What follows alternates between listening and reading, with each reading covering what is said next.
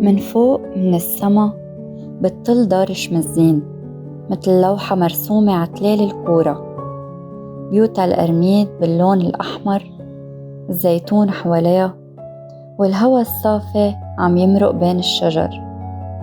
ضيعة هادية قديمة بعدها بتحافظ على شكلها وطيبة ناسها.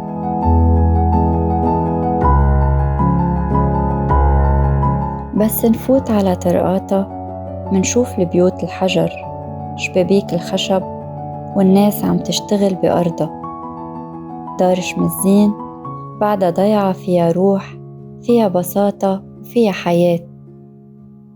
بين الزراعة والزيتون منشوف كيف الجديد عم يلتقي بالقديم، وكل زاوية بالضيعة تحكي قصة عن أهل تعبوا، وعن ضيعة بعدها بتعيش على محبة الأرض وناسها.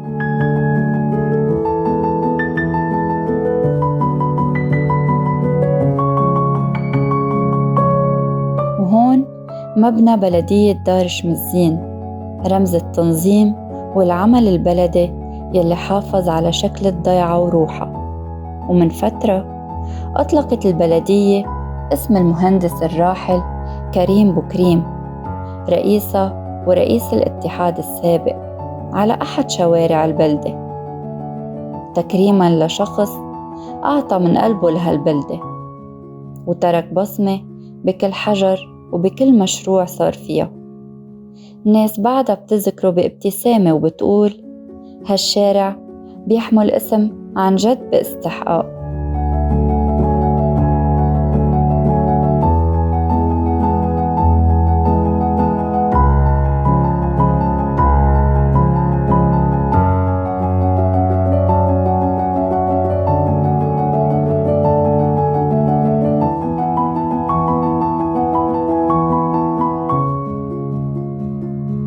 دار شمزين ضيعة صغيرة بس فيها حب كبير، زيتونة بيحكي وبيوتها بتتذكر، وناسها بعدهم محافظين عطيبتهم.